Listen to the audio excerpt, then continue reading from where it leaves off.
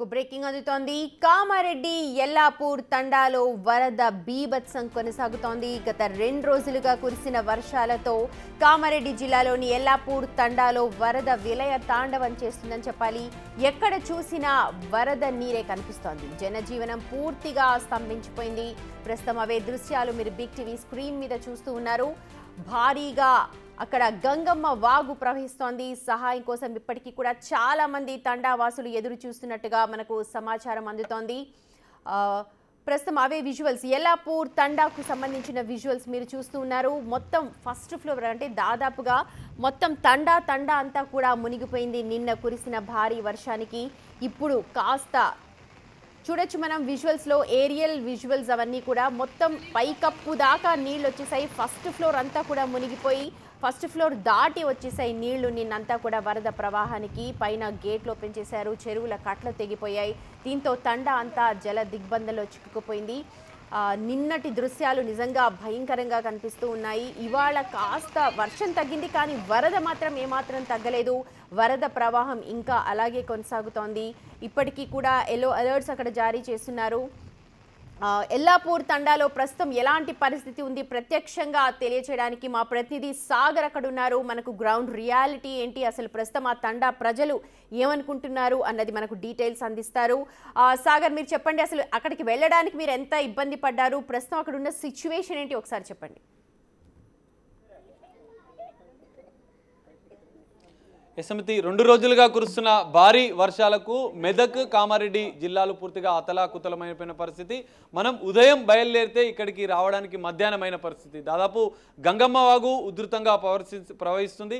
ఆ వాగుని దాటుకొని స్థానిక యువకుల సాయంతో ద్విచక్ర వాహనాలపైన యెల్లాపూర్ తండాకి మనం చేరుకున్నాం. పూర్తిగా 2 రోజుల నుంచి రాకపోకలు బంద్ అయిపోయినాయి. ఆ తండా ప్రజలు సహాయం కోసం అర్థిస్తున్న పరిస్థితి. కొంతమంది తండావాసులు ఉన్నాం. ప్రస్తుతం మనం యెల్లాపూర్ తండాలో ఉన్నాం. ఈ తండాకు సంబంధించినటువంటి వరదలో దాదాపు నిన్న ఇండ్లు పూర్తిగా వరదకు నిండిపోయిన పరిస్థితి, వరదలో చిక్కుకున్న పరిస్థితి. జల దిగ్బంధంలోనే దాదాపు వందలాది మంది తండావాసులు ఉన్న పరిస్థితి. సో ఇక్కడ ఉన్నటువంటి ఇండ్లు పూర్తిగా మునిగిపోవడంతో ఇప్పటికి వారికి తినడానికి తిండి లేదు, తాగడానికి నీరు కూడా లేదంటూ కూడా వారు ఆవేదన వ్యక్తం చేస్తున్న పరిస్థితి. సహాయం కోసం అర్థిస్తున్నారు. సో ఇక్కడ కొంతమంది తాండావాసులను ఒకసారి మాట్లాడదాం. అమ్మ, ఎట్లా ఉండే నిన్నటి నుంచి మీ పరిస్థితి? సార్, మాకు అందరికీ నమస్కారం సార్. మాకు 30 సంచులు సిమెంట్ నానిపోయింది. నాకు గుడిసె గులిపోయింది సార్. బియ్యం లేదు సార్, మాకు ఏం లేదు. నాకు 2 కొడుకులే ఉన్నారు. నాకు భర్త లేడు సార్. ఏం చేయాలి? నాకు ఘోరంగా పరిస్థితి ఉంది సార్. ఎట్టి పరిస్థితుల్లో నాకు చూడాలి సార్. నాకు ఉంది సార్, క్యాన్సర్ ఉంది సార్. నాకు పానం బాగలేదు. ఇది ఎట్టి పరిస్థితుల్లో చేయాలంటే నాకు సలాగులు పోయింది, కంకర్లు పోయింది.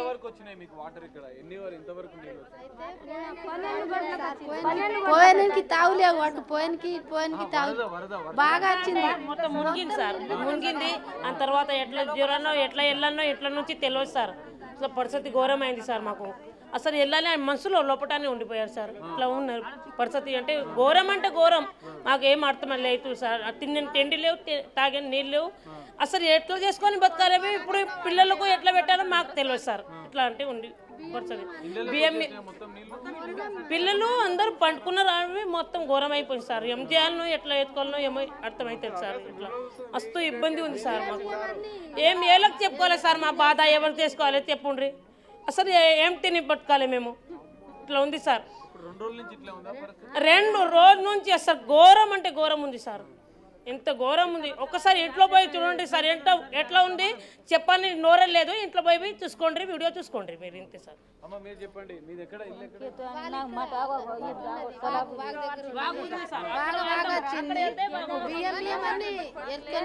బియ్యం లేదు, ఏం లేదు. తాగాను కూడా నీళ్ళు గింత నీళ్ళు వస్తుంది సార్ పైన. మాకు రావడానికి ఏదైనా పోతామంటే దారి లేదు సార్. ఇంట్లో పోదామంటే కూడా దారి లేదు. ఇంట్లో కూడా ఇంత నీళ్ళు వచ్చింది సార్. మాకు ఏమి లేదు, తాగడానికి నీళ్ళు లేదు సార్. మాకు బియ్యం లేదు, ఏది లేదు. పొద్దున నుంచి 3 రోజుల నుంచి ఉపాసమే ఉన్నాం సార్. ఏం లేదు సార్. మాకు బట్టలు కూడా పోయింది సార్. ఏం లేదు, బట్టలు పోయింది. మాది కోటం పోయింది, రోడ్ టాటర్ ఎలక్ట్రిక్ కట్టాలి పోయింది, మొత్తం పోయింది సార్. ఏం చేయాలి సార్? లేకపోయింది మొత్తం. గుడిసాగ డాబా మొత్తం లేకపోయింది. ఏం చేయాలి? కొడుకు దేశంలో ఉన్నాడు, ఏం చేయాలి మేము? మీరే చూడాలి. మీ ఇంట్లోకి వచ్చి చూద్దామా? చూద్దాం పారి దగ్గరలో ఓకే, మనం చూడొచ్చు ఇక్కడ ఉన్నటువంటి మొత్తం ఇండ్లు పూర్తిగా నిన్న జల దిగ్బంధంలో ఉన్నాయని చెప్పి వాళ్ళు చెప్తున్నారు. ఇక్కడ ఉన్నటువంటి స్లాబ్ పైకి ఎక్కి వాళ్ళు ప్రాణాలు అరచేతిలో పెట్టుకొని ఉన్నామని చెప్పి వాళ్ళు చెప్తున్నారు. అక్కడ ఉన్నటువంటి స్కూల్కి వెళ్ళారు. మనం చూడొచ్చు ఇక్కడ వరద ఉధృతికి పూర్తిగా దారి పూర్తిగా బ్లాక్ అయిపోయిన పరిస్థితి. సో ఇప్పటికే వందలాది మంది వేలాది మంది తాండా ప్రజలు సహాయం కోసం అర్థిస్తున్నారు.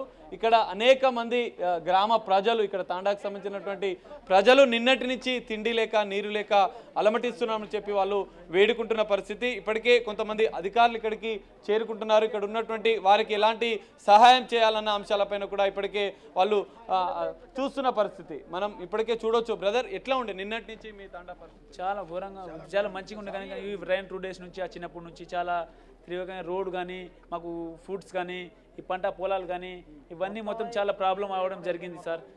మాకు కొంచెం ఏదైనా ఇక్కడ ఒక పైగా ఇల్లులు కానీ అవన్నీ మునిగిపోవడం జరిగింది. తినడానికి తిండి లేదు, ప్లస్ వాటర్ లేదు. మాకు ఏమైనా లేకుండా సిచ్యువేషన్లో ఉన్నాం బాస్. ఈ కొంచెం మాకు ఏదైనా పెద్ద మనుషుల తర్వాత ఏదైనా మాకు సహకారం చేస్తే కొంచెం అదని కోరుకుంటున్నాం. ఒకటి అదే సార్, నిన్న నుంచి మేము సాగు బతుకుల్లో ఉన్నాము.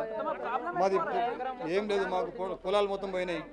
పొలాలు ఏం లేవు, పొలాలు మొత్తం పోయినాయి. ఒక 18 ఎకరాల పొలాలు పోయినాయి సార్. ఏమేమి బతకడానికి ఏం వీలు లేదు. ఇక్కడ తినడానికి ఏం తిండి లేదు, ఏం లేదు.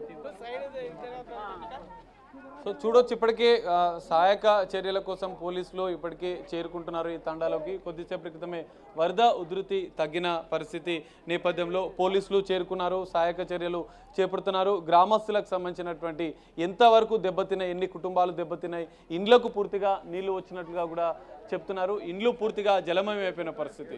సో ఇప్పటికే స్థానికంగా ఉన్నటువంటి అధికారులు ప్రజలు వేడుకుంటున్నారు. తిండి కనీసం మంచినీరు ఇవ్వాలంటూ కూడా వాళ్ళు వేడుకుంటున్న పరిస్థితి కనిపిస్తుంది. సుమతి, ఇక్కడ సాగర్ నార్మల్ గా కోస్టల్ బెల్ట్ వాళ్ళందరికీ వరదలు కావచ్చు, లేకపోతే వర్షాలు మామూలుగా, కానీ కామారెడ్డి ప్రజలకి కాకపోతే మెదక్ వాళ్ళకి ఇలాంటి వరద వస్తుంది అంటే 50 ఏళ్లలో ఇంతటి వర్షాన్ని, ఇంత వరదని ఏ రోజు కూడా చూడలేదు.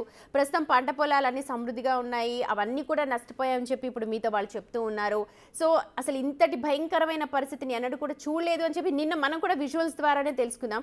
ప్రస్తుతం ఎలాంటి రిస్టోరేషన్స్ అక్కడ జరుగుతున్నాయి? అధికారులు చేరుకున్నారని మీరు చెప్తున్నారు కదా, ఎలాంటి అక్కడ చర్యలు అధికారులు చేపడుతున్నారు? వాళ్ళందరికీ ఫుడ్ సప్లై చేస్తున్నారా, లేకపోతే ఆస్తి నష్టం లేకపోతే ప్రాణ నష్టం వరకే అంచనా వేస్తున్నారా?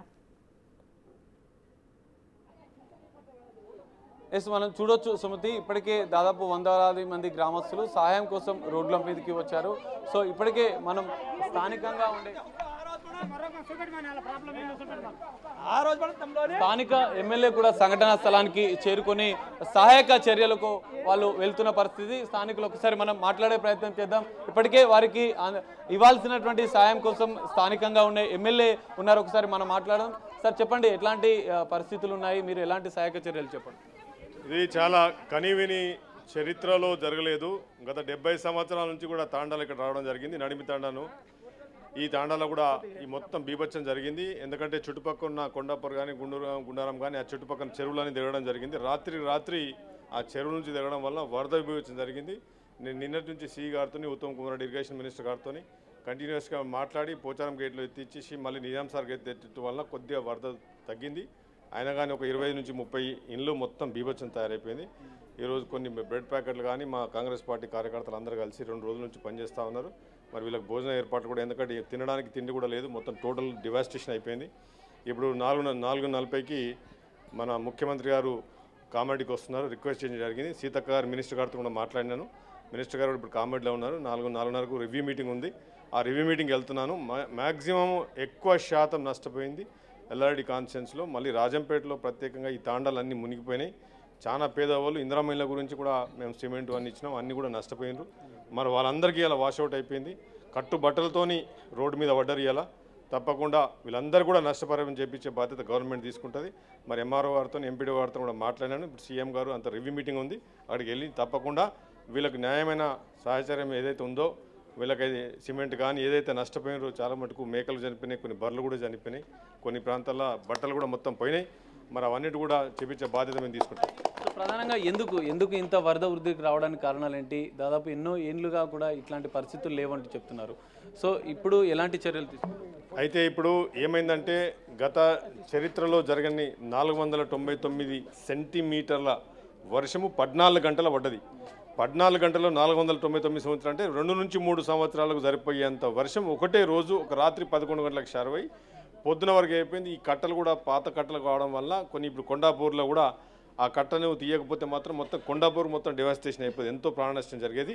అయితే నిన్నటి నుంచి కూడా నేను వీడియో కాల్లో ఉండి క్యాజువాలిటీస్ కాకుండా ఎస్డిఆర్ టీంకి కూడా మాట్లాడి మరి ఎస్పీ గారు ఉన్న స్పెషల్గా హెలికాప్టర్ తీసుకురావాలి, ఎందుకంటే ఇక్కడ చాలామంది ఇళ్ల మీద చిక్కపోయినారు. మా కాంగ్రెస్ పార్టీ కార్యకర్తలు మా వాళ్ళు ఇక్కడ ఉన్న వాళ్ళందరూ కూడా నాకు వీడియో కాల్ చేయడం జరిగింది. ఆ వీడియో కాల్ చూస్తూ నేను మానిటర్ చేసి హెలికాప్టర్ తీసుకొద్దామంటే హెలికాప్టర్ టేకాఫ్ చేయడానికి హోమ్ మినిస్టర్తో కూడా మన ఎస్పీ గారు సంప్రదించడం జరిగింది. కానీ ఏమైపోయిందంటే వరద ఉధృతము ఏదో చెరువులు తగ్గిపోవడం వలన ఎన్నడి జూన్ ఇక్కడ మా ముసలితో కూడా మాట్లాడుతున్నాము. సార్ మేము 70 సంవత్సరాల నుంచి ఈ తాండాలో ఉంటున్నాం, ఇంత పెద్ద వరద మా జీవితంలో చూడలేదు. ఇంద్రమ్మ ఇండ్లు కూడా దగ్గర కట్టుకున్నారు. ఇలా మళ్ళీ ఇంద్రమ్మ ఇండ్లు కూడా కట్టుకోవాలంటే ఇప్పుడు మీరు చూస్తూ ఉన్నారు 50 సెంట్ల సిమెంట్ బ్యాగులు మొత్తం తడిసి ముద్రైపోయినాయి. కనుక ఈ 14 గంటల్లో 490 మిల్లీమీటర్ల వర్షపాతం కురవడం వల్ల ఇంత పెద్ద డెవస్టేషన్ అయిపోయింది. కానీ ఏంటంటే క్యాజువాలిటీస్ అంటే ఎవరు చనిపోకుండా మాత్రం అధికారులను అప్రమత్తం చేయడం జరిగింది ఎమ్మెల్యేగా. అది మాత్రం ఎన్ని తాండాలు ఎఫెక్ట్ అయినాయి, ఎంతమంది ప్రజలు దీనివల్ల ఇబ్బందులు ఎదుర్కొన్నారు, వారికి ఒక ఎమ్మెల్యేగా మీరు ఎలాంటి ధీమా ఇస్తారు? రాజంపేట మండలంలో సుమారు 6 తాండాలు భయంకరంగా ఎఫెక్ట్ అయినాయి. వీళ్ళందరూ కూడా ఎల్లాపూర్ ఇక్కడ ఇల్లాపూర్ తాండా ఉన్ను, ఇక్కడ పక్కన నడిమి తాండా ఉన్ను, ఇక్కడ పల్లెపూడి తాండా ఉన్ను, ఎల్లారెడ్డిపల్లి తాండా, శేర్శంకర్ తాండా, ఇవన్నీ తాండాలు ఎఫెక్ట్ అయినాయి. మరి పక్కన డిఫరెంట్ మండలాల్లో పక్కన ఉన్న లింగంపేట మండలం కానీ నాయుడుపేటలో కానీ అక్కడ గాంధార్లో కూడా కొన్ని తాండాలు కూడా ఎఫెక్ట్ అయిన నీళ్ళు వచ్చినాయి.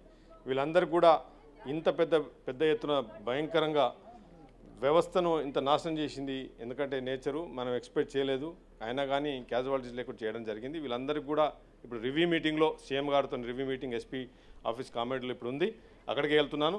వాళ్ళందరూ కూడా సీఎం గారు కూడా నేను విన్నవించుకుని ప్రత్యేక ప్యాకేజ్ ఎల్ఆర్డీకి ఇచ్చి వీళ్ళందరినీ కూడా ఆదుకోవాలని చెప్పి నేను సీఎం గారిని డిమాండ్ చేస్తాను. సో ఇది పరిస్థితి. ఎల్లారెడ్డి తాండాకు సంబంధించినటువంటి వందలాది మంది గ్రామస్తులు సహాయం కోసం అర్థిస్తున్నారు.